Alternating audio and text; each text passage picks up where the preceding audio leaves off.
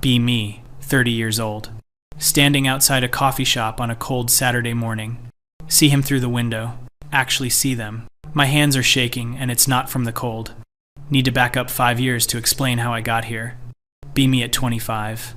Working as a corporate human resources specialist at a mid-sized tech company. Good at my job, really good. Knew exactly how to navigate every policy, every loophole, every complaint procedure. Used that knowledge the way a surgeon uses a scalpel. Precise, deliberate, effective. Had this, let's call it a worldview. Men were the problem with literally everything. Not some men, not certain behaviors, not specific systems. Men as a category, as a concept, as a gender. Every single one carried the disease of their sex. Spent my evenings at organizing meetings. We'd plan protests, coordinate actions, share stories. My stories were always the most popular.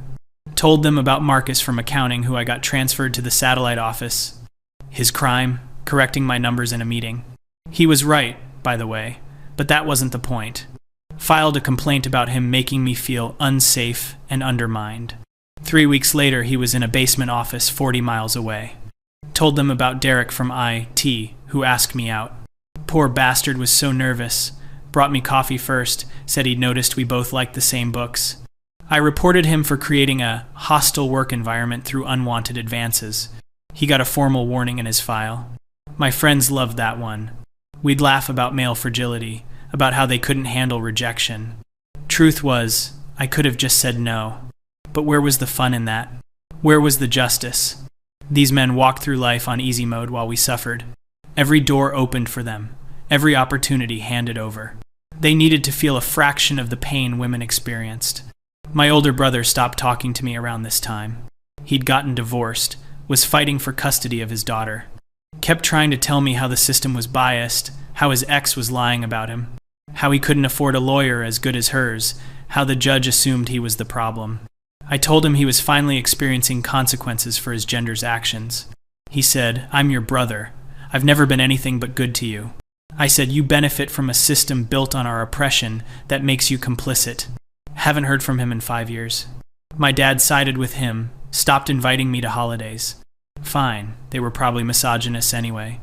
The fact that my dad had raised me alone after mom left, worked 2 jobs to put me through college. Irrelevant. He was still a man. Work became my hunting ground. There was this guy, James, in marketing. Talented, everyone liked him, up for a promotion.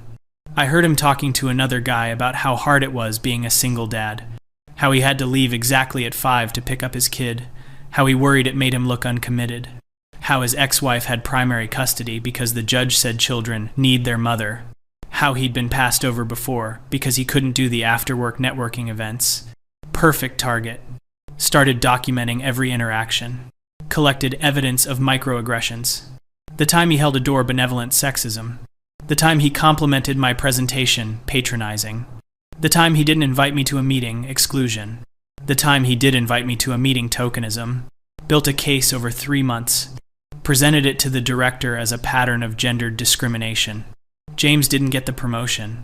They gave it to me instead. I saw him crying in his car one day.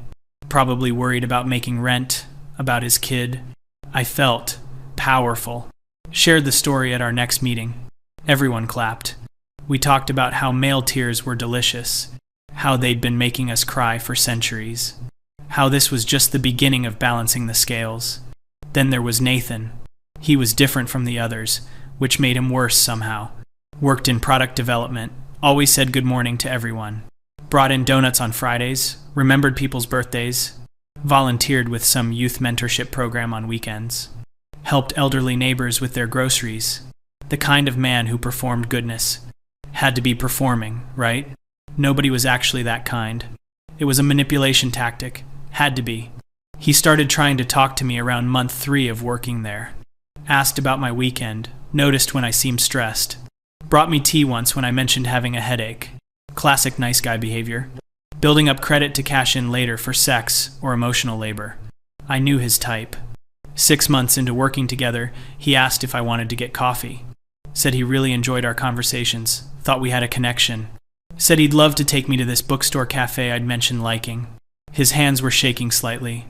Eyes genuine, vulnerable. Disgusting. This was it. The moment they always showed their true colors. I'd been waiting for it. Made sure we were in the break room, 4 other people present. Looked at him with complete disdain. Let me be very clear, Nathan. I would never date you. The fact that you've been nice to me for months, pretending to care about what I say, just to manipulate me into going out with you, is exactly what's wrong with men. His face went white. No, I genuinely like talking to you. I wasn't. This is textbook nice guy syndrome. You think being decent earns you access to women's bodies. It doesn't. Your kindness is transactional and predatory. Everyone was staring. Sarah, from legal, looked uncomfortable. Marcus 2.0, we'd hired a replacement, was smirking. Nathan's voice was quiet. I'm sorry you feel that way. I really did want to get to know you better, but I understand. I'll leave you alone. He walked out. I should have left it there, but I didn't. Posted about it that night in our group chat. Another nice guy showed his true colors today. 6 months of friendship fraud just to try to get in my pants. When will they learn that we see through their manipulation tactics? Added, he actually looked hurt when I called him out publicly. The audacity of male entitlement never ceases to amaze me. Someone responded, they're all the same. Niceness is just covert contract making. Another, he probably thinks he's owed something for basic human decency. I felt validated, righteous, sent screenshots to other group chats. Nathan became a teaching moment. Saw him the next Monday. He nodded politely, kept walking. Every time we crossed paths after that, he was professionally cordial. Never mentioned it, never brought personal topics up again. Exactly what I wanted, except I noticed he stopped bringing in Friday donuts. Stopped the cheerful good mornings to the office. Still did his work brilliantly, but something had dimmed. Good, I thought. He was learning that performance of goodness wouldn't get him what he wanted. Over the next few months, I noticed other things.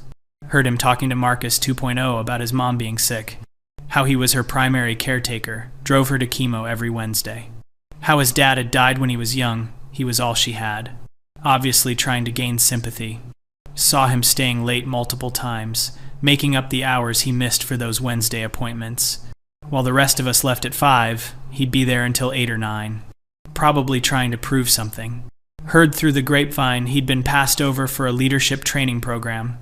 They'd selected 3 women instead through a new equity initiative I'd helped implement. One of the women selected had half his experience. She mentioned feeling awkward about it. Nathan's actually really talented, seems unfair. I explained to her about correcting historical imbalances, about how men had been chosen over qualified women for decades, about how his feelings didn't matter compared to systemic change. She seemed uncertain but accepted it. Nathan never complained, just congratulated the selectees and kept working. His performance reviews were always excellent. He'd started some initiative that saved the company like $200,000 a year, mentored new employees without being asked. But I made sure to note in official feedback that he struggled with interpersonal boundaries and lacked awareness of workplace dynamics. Vague enough to stick, specific enough to hurt. Saw the confusion in his face when he read the 360-degree reviews. Delicious. Around month 10 of working there, the company did a volunteer day. We partnered with this organization that helped at-risk teenage boys. Nathan apparently had been volunteering there for 3 years. One of the kids, maybe 16, came up to him crying. His mom's boyfriend had beaten him up, kicked him out. Nathan spent 2 hours on the phone finding the kid emergency housing. Gave him money from his own wallet for food. Promised to check on him the next day. I watched this manipulation theater with disgust, performing rescue fantasies to feed his hero complex, using vulnerable children to make himself look good. Mentioned it at our next meeting. Saw the most insidious type of patriarchal performance today, man using disadvantaged boys to create savior narrative. These kids need systemic help, not male role models, reinforcing toxic masculinity. Someone asked what he'd actually done. I explained the situation. Couple people looked skeptical. So he helped a kid in crisis? He performed help in a way that centered himself and reinforced masculine protector dynamics. The conversation moved on, but I felt less validated than usual. Year 2 at the company, Nathan got a new manager. Woman named Patricia, around 50, no-nonsense type. I tried to warn her about Nathan's nice guy tendencies. She listened politely, then said, "He's the best employee I've ever supervised. Shows up, does excellent work, helps others succeed, never complains. I should have 10 of him." She clearly didn't get it. Probably internalized misogyny. Nathan got promoted that year despite my feedback. His team loved working for him. He apparently had this policy where parents could flex their hours for childcare, where he'd cover for people having mental health crisis days, where he'd mentor anyone who asked, regardless of their background. Obviously, cultivating loyalty through permissive leadership. I tried to get on his team when a position opened. Thought I could document his failings from the inside. He rejected my application. Selected someone else with less experience. Finally, proof of his bias. Filed a complaint with Human Resources. During the investigation, he provided documentation that I'd been spreading rumors about him, that I'd made multiple false statements in official reviews, that other employees had complained about my treatment of male colleagues. The complaint was dismissed. I was told to maintain professional boundaries. Humiliating. Started pushing harder in my activism. We organized protests outside men's rights meetings. I'd photograph the attendees, post their faces online with their employers tagged. These men hate women enough to attend misogynist rallies. Their companies should know. Got 2 guys fired that way. One of them had been there because he'd lost custody of his kids and was desperate for support. Found out later he'd attempted suicide. Didn't die, unfortunately just hospitalized. Tried not to think about that. He was probably manipulative anyway. That's why he lost custody, obviously. Courts protect children, they'd never be biased. My brother's situation was different, or whatever. I didn't want to think about it. The protests, the complaints, the constant vigilance. It was exhausting but necessary. Sometimes late at night I'd feel this emptiness. Filled it with online arguments, with planning sessions, with righteous anger. Dated occasionally. Women mostly. Some men who proclaimed themselves allies. The allies were the worst. So desperate to prove they were one of the good ones. I'd test them, push them, see how long until they revealed their true nature. Usually about 6 weeks before they'd get frustrated with something. Want me to acknowledge their effort, or compromise on something, or stop criticizing some aspect of their maleness. That's when I'd know I was right about them. There were no good ones. Only ones who hadn't shown their colors yet. Nathan left the company after 3 years. Got recruited to some senior position at a competitor. Big salary increase, apparently. Going away party was weirdly emotional. People actually cried. He gave this speech about how much the team meant to him. How working with such brilliant, dedicated people had made him better at his job and as a person. How he'd miss everyone. Thanked his manager, Patricia. Thanked his team members individually. Mentioned specific things about how each person had contributed. Never once mentioned me, though. We'd worked together 3 years. I literally didn't exist in his narrative. Felt a weird twist in my stomach. Wasn't upset, obviously. Just noticed the exclusion. He'd thanked the janitor, literally thanked Jorge for keeping our space clean and always having a kind word. But not me. Whatever, I didn't want his fake appreciation anyway. Years 26 to 29 blurred together. More activism, more complaints, more men held accountable. Got another guy fired for sexual harassment. He'd asked a coworker about her weekend 3 times in a month. Clear pattern of boundary violation. She'd said it didn't bother her. She thought he was just being friendly. I explained to her about normalized harassment, about how she'd been conditioned to accept male intrusion. Helped her file the complaint for her own good. He was gone within a week. Had worked there 9 years, had 3 kids, saw his wife posting on social media about unexpected financial hardship, about her husband's mental health declining, about medical bills and job searching. Scrolled past. Collateral damage in a necessary war. My dating life was non-existent by 28. The emptiness was growing. Filled my apartment with plants, got a cat, spent evenings online, fighting, arguing, educating. My friends from the organizing group were my only real social circle. We'd get together and share war stories, but even those gatherings started feeling hollow. We'd repeat the same talking points, the same anger, the same certainty. Began to notice we were all single, all isolated from family, all defined entirely by opposition. Pushed the thoughts away. We were warriors. Loneliness was the price of fighting.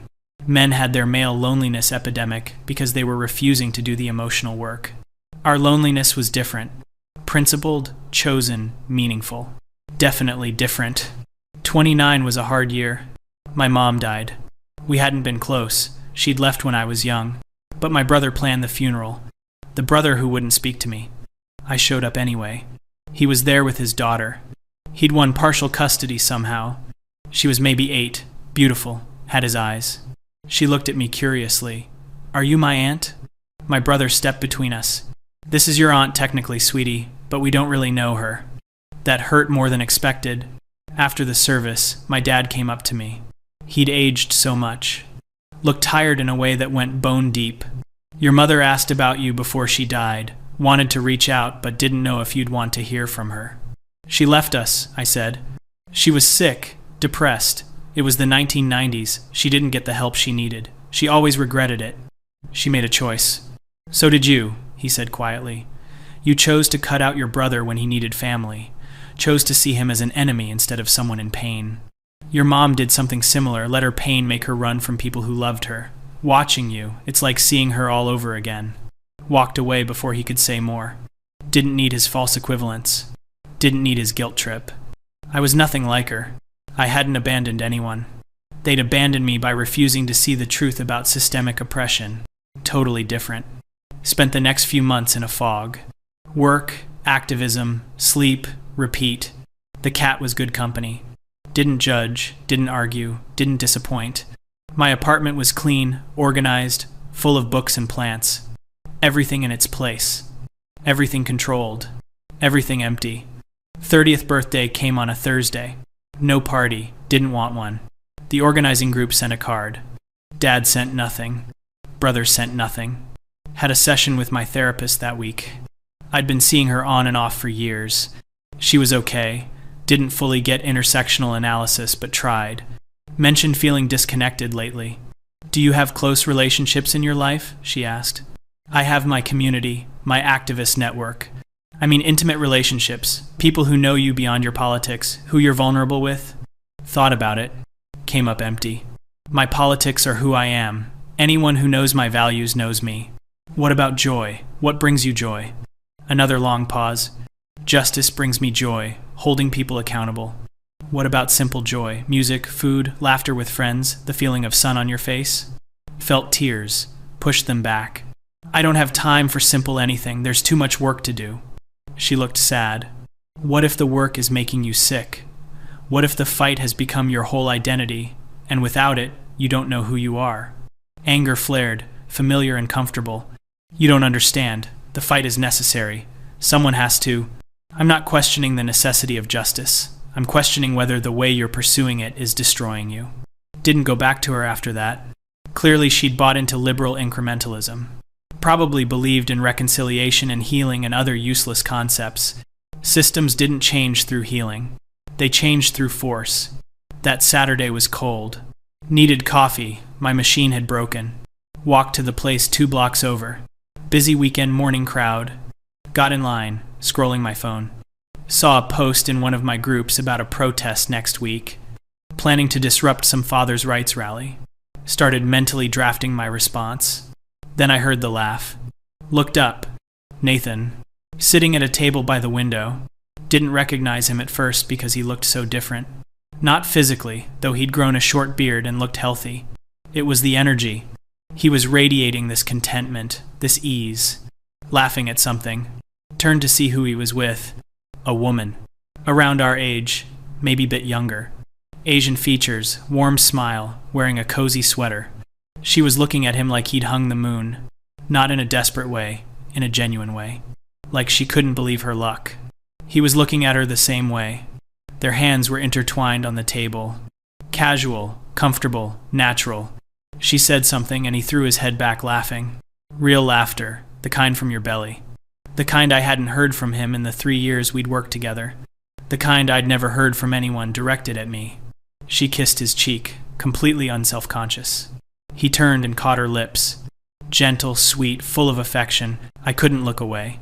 She pulled back and started telling some story, using her free hand to gesture animatedly. He was completely absorbed, nodding, interjected something. She laughed and swatted his arm playfully.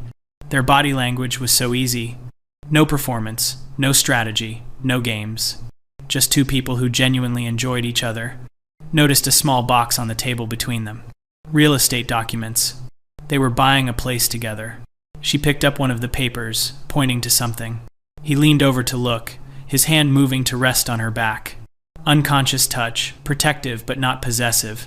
She leaned into him slightly while they read. Puzzle pieces fitting. They looked up at each other at the same time. Said something simultaneously. Both cracked up. That kind of laughter that comes from intimacy. From knowing someone so well you share thoughts. The barista called my name. I'd forgotten I'd ordered. Grabbed my coffee with shaking hands. Nathan glanced toward the counter. Our eyes met for a fraction of a second. There was no recognition. Or maybe there was recognition without interest. Like seeing a stranger whose face is vaguely familiar.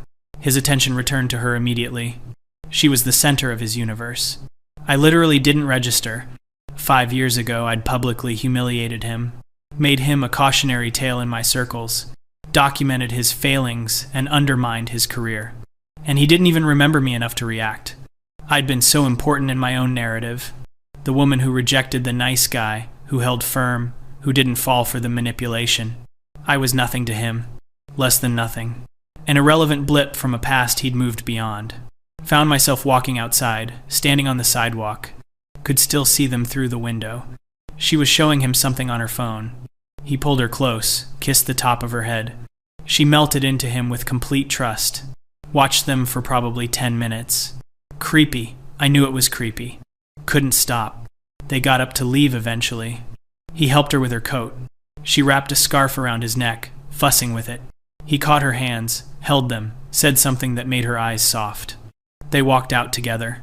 Passed within 3 feet of me. Heard fragments of their conversation. Your mom doing with the new treatment? She's responding well, thank God. Means a lot that you visit her with me. Of course she's going to be my family too. His mom. The one with cancer he'd cared for alone years ago. This woman was visiting her with him. Supporting him through it. They disappeared around the corner. Stood there in the cold. Coffee going lukewarm in my hands. My phone buzzed. Notification from the organizing group. Someone posted, men are celebrating declining marriage rates because they hate commitment. Actually, they're just revealing how much they hate women. Thread of responses agreeing. Talking about male loneliness as deserved. About how men were getting exactly what they'd earned. I'd written posts like that 100 times.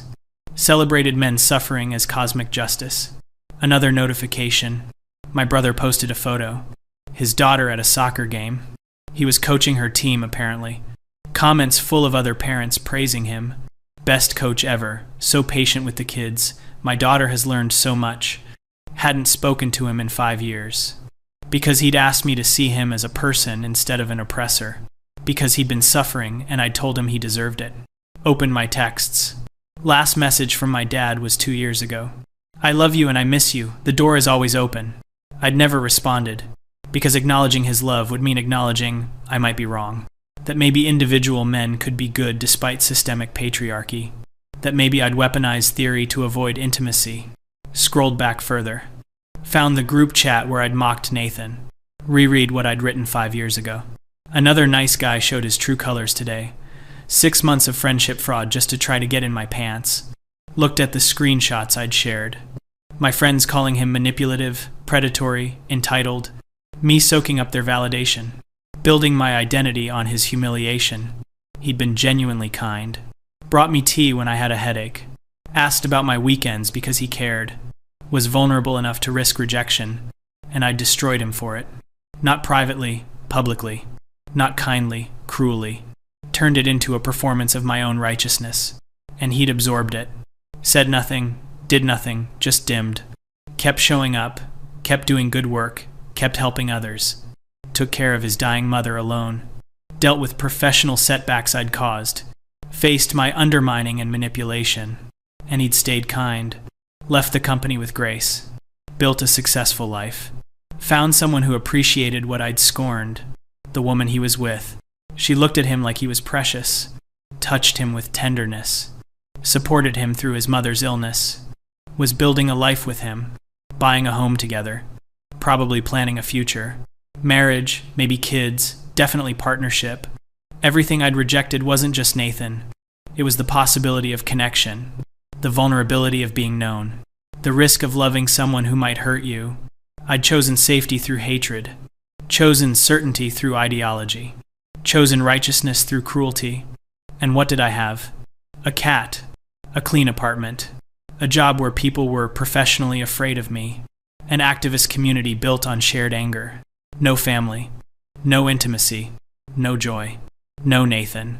The thought surprised me, not that I wanted him specifically, but that I'd rejected what he represented. Someone who'd seen me and wanted to know me more. Someone willing to be vulnerable. Someone genuinely kind in a world that punished kindness. I'd convinced myself his kindness was manipulation, that nice men were performing to get sex, that vulnerability was a trap. But watching him with her, seeing his gentleness, his care, his obvious devotion, that wasn't performance. That was character. 5 years ago, I could have said yes to coffee, could have had a conversation. Worst case, it wouldn't work out and we'd go our separate ways. Best case, I'd be the one sitting in that cafe, laughing at shared jokes, buying a home with someone who loved me, meeting his mother, being there during chemo, being loved with that kind of tenderness. Instead, I'd humiliated him, made him an example, taught him that vulnerability would be punished. And he'd learned to keep his kindness away from me, learned I was unsafe, learned to find someone else, someone better, the woman in the warm sweater who touched him like he mattered, who probably told him he was good when the world said he should be harder, who probably appreciated his emotional openness instead of calling it weakness, who probably loved him for exactly who he was. I'd thrown that away. No, worse. I'd scorned it, mocked it, turned it into content for my political narrative, used his humanity as a prop in my ideology. My phone buzzed again. The group chat planning the protest against fathers' rights. These men just want to escape child support, they're deadbeats hiding behind victimhood. Thought about my brother, fighting for years just to see his daughter, going broke on legal fees, sleeping on a friend's couch at one point, and now coaching her soccer team, showing up, being present, loving her. Was he a deadbeat hiding behind victimhood? Thought about the man I'd helped get fired, the one who'd asked a coworker about her weekend. 3 kids at home, wife posting about financial hardship and his declining mental health. Was he a predator who deserved to lose everything? Thought about the men at the rally I'd photographed, the one who'd attempted suicide after losing custody. Was his pain less real than mine? Did his suffering matter less because of his gender? Started scrolling back through years of posts. My posts, thousands of them, celebrating male failure, mocking male vulnerability, dismissing male pain, calling for more punishment, more accountability, more consequences. Had I made anything better? Had I reduced anyone's suffering? Or had I just created more pain and called it justice? The feminist theory I could recite perfectly. The arguments I'd won. The men I'd held accountable. What had it built? A movement, a community, or just a fortress of isolation? Remembered my therapist's question. What brings you joy? Couldn't answer it then. Couldn't answer it now. When had I last laughed like Nathan was laughing? When had I last touched someone with tenderness? When had I last been vulnerable? When had I last been soft? Couldn't remember. Softness was weakness. Vulnerability was dangerous. Joy was frivolous. Only the fight mattered. And the fight had consumed everything. Consumed my family. Consumed my capacity for connection. Consumed 5 years while Nathan built a life. Consumed my 20s while he found love. Walked home slowly. Apartment felt different. Still clean, still organized. Now obviously empty. The cat greeted me. Only living thing that wanted me home. Sat on my couch. Looked at my bookshelves. Every book about oppression, resistance, revolution. Not a single novel. Not a single thing read just for pleasure. Looked at my walls. Protest posters, political art. Nothing beautiful just for beauty's sake. Looked at my phone. Contacts full of people I'd never actually been vulnerable with. People who knew my opinions but not my fears. People I strategized with but never cried with. People bound by shared enemy, not shared love. This was what I'd chosen. This was what I'd built instead of coffee with Nathan. He'd offered me something 5 years ago. Not just a date, but a door. A possibility of being known. Of being seen as something other than my politics. Of being loved as a person, not a comrade. And I'd slammed it shut. Worse, I'd punished him for offering. Made an example of him. Taught him that I was exactly as hateful as I'd seemed. He'd learned the lesson. Took his kindness elsewhere. Found someone worthy of it. Someone who hadn't spent years marinating in contempt. Someone who could receive love without suspicion. Someone who could give it back. Opened my laptop. Found the old posts about him. Read through the comments. All my friends agreeing he was terrible. All of us so certain. So righteous. So completely wrong. He wasn't a nice guy performing goodness. He was a good person being authentic. And I'd mistaken authenticity for manipulation. Because I couldn't imagine someone being kind without ulterior motive. Because I'd been taught all men were performing. Because I'd chosen to believe the worst. It was easier that way. Believing the worst meant never risking hurt. Meant never having to be vulnerable. Meant never having to question my worldview. Meant never having to grow. And I hadn't grown. In 5 years I'd become more entrenched. More bitter. More alone. While Nathan had grown into someone confident. Someone happy. Someone loved. The math was simple and devastating. 5 years ago, 2 people, both single, one offering connection. Today, one person radiantly happy, one person completely alone. The difference wasn't luck. It was choice. He chose to stay open after I hurt him. Chose to keep being kind after I called it manipulation. Chose to believe in love after I'd modeled contempt. I chose safety and hatred. Chose certainty and ideology. Chose isolation over risk. And we'd each gotten exactly what we chose. Thought about messaging him. Saying what? Sorry? Congratulations? I was wrong? It was 5 years too late. I was a stranger he'd forgotten. Or worse, a memory of cruelty he'd moved past. Nothing I could say would matter. He had everything he needed. Everything I'd thrown away. Sat there as the afternoon faded. Cat curled in my lap. Apartment getting dark. Didn't turn on the lights. Just sat with it. The weight of 5 years. The cost of certainty. The price of righteousness. Somewhere across the city, Nathan was probably home. With the woman in the warm sweater. Making dinner together. Talking about their day. Planning their future in their new home. Being happy. Being loved. Being everything I'd convinced myself didn't exist. And I was here. Alone in the dark. With my theories and my anger and my empty apartment. With my burned bridges and my blocked family and my shallow community. With nothing but the fight. And the terrible, crushing realization that I'd fought the wrong battle. Destroyed the wrong enemy. Won the wrong victory. And lost everything that mattered. 30 years old. Standing at the window now. City lights coming on. Somewhere out there people were loving each other. Risking hurt for connection. Choosing vulnerability over safety. Building lives instead of walls. And I was here. Finally understanding what I'd done. Finally seeing what I'd become. Finally knowing what I'd lost. Too late. Years too late. A lifetime too late. Nathan was gone. My brother was gone. My father was gone. My 20s were gone. And all I had left was the certainty I'd chosen over love. The righteousness I'd chosen over family. The ideology I'd chosen over humanity. It had cost me everything. And it was my fault. All of it. Completely, devastatingly my fault. No one to blame but myself. No one to hate but the person I'd become. The cat shifted in my lap. Outside, life continued.